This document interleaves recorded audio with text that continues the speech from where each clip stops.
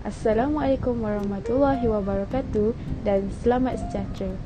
Saya Nurdiana binti Dinar di 201920909117. Dalam video ini, kumpulan kami akan menerangkan dan memfokuskan kepada cabang aksiologi.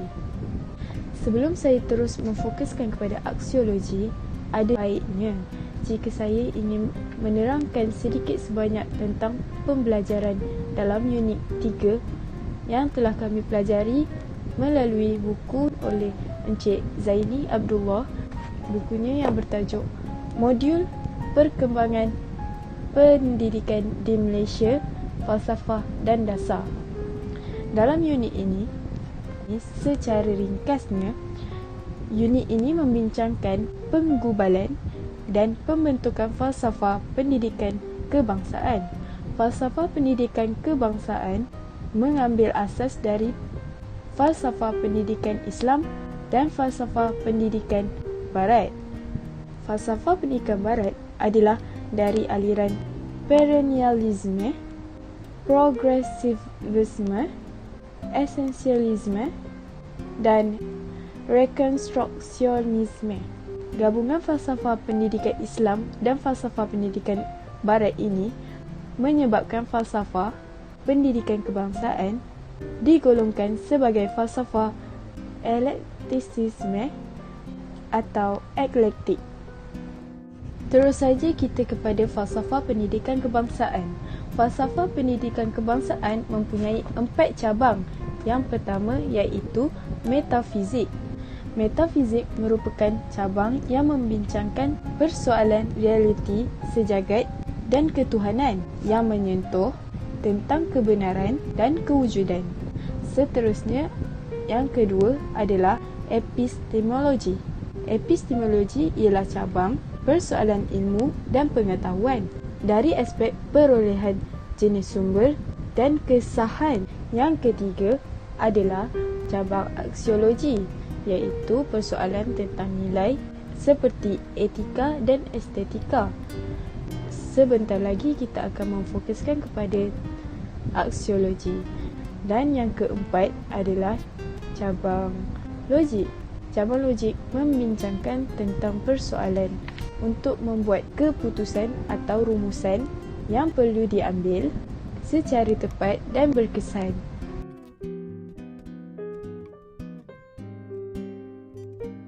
Berbalik semula kepada fokus kami iaitu cabang aksiologi.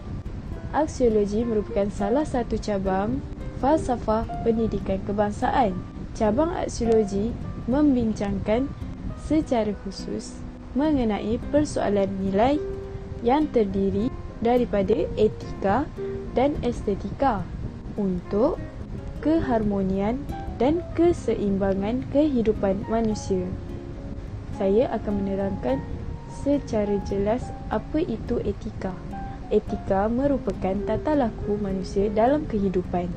Etika berasal dari Greek, iaitu perkataan ethos yang bermaksud perangai atau kepribadian. Etika adalah satu dasar akhlak, adat dan tingkah laku. Ia juga bermaksud prinsip moral atau set prinsip moral. Ini bermaksud tanggungjawab dan akibat tingkah laku seseorang atau profesion terhadap masyarakat. Dari sudut perspektif Islam pula, etika merujuk kepada tingkah laku yang betul berasaskan Al-Quran dan ketakwaan kepada Allah. Ada perlakuan yang dianggap baik dan ada juga perlakuan yang dianggap tidak baik. Ada jenis etika yang didokumentkan membentuk peraturan dan undang-undang, iaitu seperti contoh etika pakaian, etika kerja, etika makan, etika mandu dan lain-lain. Setiap apa yang kita lakukan, kita perlulah mempunyai etika dan mengikut etika yang ditetapkan. Contohnya, etika memandu. Ramai orang yang mengambil mudah tentang etika memandu dan tidak mematuhi etika yang betul. Contohnya, jika kita masuk ke dalam kereta, kita perlulah memakai tali pinggang keselamatan. Seterusnya, jika kita memandu dan ingin memasuki simpang, kita perlu menghidupkan lampu isyarat ke kanan atau ke kiri, iaitu signal. Jika lampu isyarat menunjukkan warna merah, maka kita hendaklah berhenti, dan lain-lain lagi. Contoh-contoh etika dalam memandu. Sekian saja penjelasan saya tentang etika. Seterusnya, saya akan menyerahkan kepada rakan kumpulan saya untuk menerangkan tentang estetika. Assalamualaikum dan selamat sejahtera. Nama saya Nur Farashani binti M. Salahuddin, memegang nombor matrik D20192090894. Pada hari ini saya akan membentangkan mengenai estetika. Apa itu estetika? Estetika menurut Kamus Dewan edisi yang keempat ialah cabang falsafah yang mengkaji konsep yang berkaitan dengan keindahan, cita rasa dan lain-lain. Selain pada itu, menurut modul perkembangan pendidikan di Malaysia, estetika pula meletakkan nilai keindahan atau kecantikan terhadap keseluruhan masyarakat sejagat. Estetika dianggap sesuatu melalui panca indera manusia. Contoh, mata melihat panorama yang indah dan cantik seperti pantai, gunung, bukit, sungai dan sebagainya. Begitu juga apabila telinga mendengar alunan lagu dan irama yang merdu. Dalam kehidupan manusia, etika dan estetika bergabung dan membentuk keharmonian.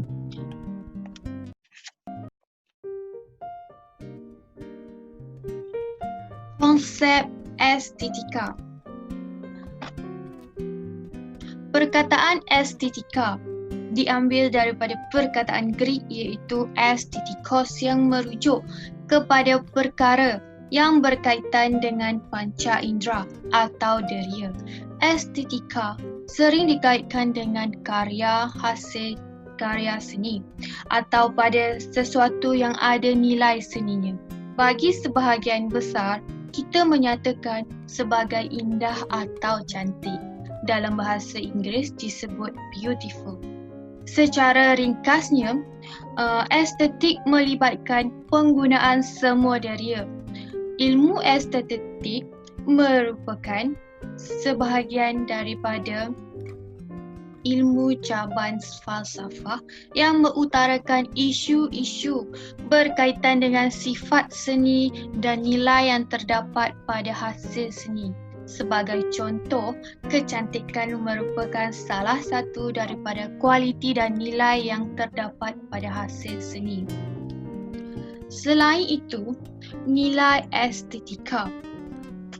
Makna estetika secara umum, karya seni merupakan hasil daripada proses imajinasi dan kreatif manusia dalam menggarap kehidupan dan keindahan bagi mengerjakan sesuatu. Ianya tidak terhad kepada hasil penulisan sahaja, malah meliputi seni bina, lukisan, muzik, bahasa dan sebagainya.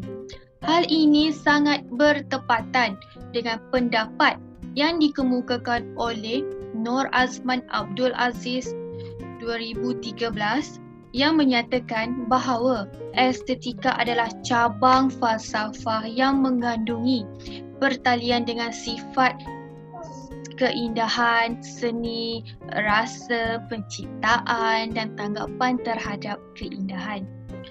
Berbalik kepada makna estetik. Perkataan estetik sebenarnya berasal juga dari bahasa Yunani kuno iaitu aesthesis yang bererti tanggapan. Jim Sumpakat dan Rezeki Zalani 2006 Istilah estetik telah diberikan makna baru pada tahun 1735 oleh Alexander Baumgarten yang membawa maksud estetika penghakiman, iaitu menilai dan merasa serta menghayati sesuatu dengan mendalam. Nur Azman Abdul Aziz pula pada 2013 dengan kata lain, estetika sebenarnya merupakan bidang ilmu yang membahaskan keindahan. Bagaimana sesuatu seni itu terhasil dan bagaimana seseorang dapat merasai atau menghayatinya. Menurut Rahman Syari 2001, estetika bermaksud nilai keindahan dalam sesebuah karya sastera. Nilai yang dimaksudkan berkaitan dengan perasaan manusia dan subjektif sifatnya. Contohnya, mungkin pembaca pertama menganggap karya itu bernilai estetika, namun pembaca kedua pula tidak menganggapnya sedemikian. Jadi, menurut Rahman Syari, bagi sesebuah karya, aspek teknik dan gaya itulah yang menjadi penentu hadirnya nilai estetika. Bahkan, kehadiran isi yang bagus tidak menjamin tingginya nilai estetika, melainkan keseimbangan kesemuanya dalam karya tersebut sangat dituntut. Konsep estetik ialah yang menilai teks sastera dengan merujuk kepada aspek keindahan dan kekuatannya. Estetik ialah rasa kehidupan, keindahan, keseronokan, kegembiraan yang merujuk kepada yang bernilai dan bermanfaat serta penikmatan yang mempesonakan atau penglihatan yang memukau, yang cepat menawan perasaan dan terpahat dalam pemikiran. Sebenarnya terdapat banyak lagi pendapat yang membahaskan makna estetika. Di antaranya, estetika adalah segala sesuatu dan kajian terhadap hal-hal yang berkaitan dengan kegiatan seni. Menurut Karl Stoff, Element of Philosophy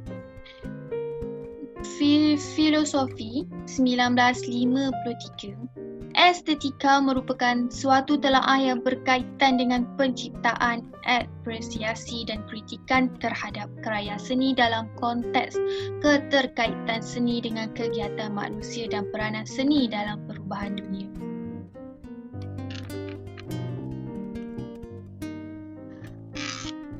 Rujukan yang diambil untuk menerangkan nilai estetika melalui yang pertama adalah Kamus Dewan edisi keempat. Yang kedua ialah modul perkembangan pendidikan di Malaysia iaitu falsafah dan dasar, dan tidak juga kepada laman sesawang yang berkaitan mengenai nilai estetika. Penghargaan. Terlebih dahulu kami mengucapkan rasa syukur kehadrat Ilahi di atas limpah kurnianya dapat menyiapkan video tugasan ini dengan sempurna. Di kesempatan ini ingin mengucapkan ribuan terima kasih kepada Encik Zaini Abdullah di atas tunjuk ajar untuk menyiapkan video tugasan ini. Akhir sekali, kami berharap dapat banyak lagi mempelajari dan menambah ilmu-ilmu pengetahuan melalui kod kursus KPF 3012 ini. Sekian daripada kami. Terima kasih. Secara keseluruhannya, aksiologi menekankan unsur nilai murni kehidupan yang penting dalam pembangunan seseorang individu. Nilai ini boleh dibahagikan kepada dua, iaitu etika dan estetika. Nilai etika adalah nilai yang melibatkan tingkah laku atau nilai moral yang terkandung dalam diri individu, yang membolehkan pembangunan individu ke arah yang lebih maju dan baik. Nilai estetika pula melibatkan kesenian atau kecantikan, iaitu individu yang memiliki sasiah yang seimbang dari segala aspek.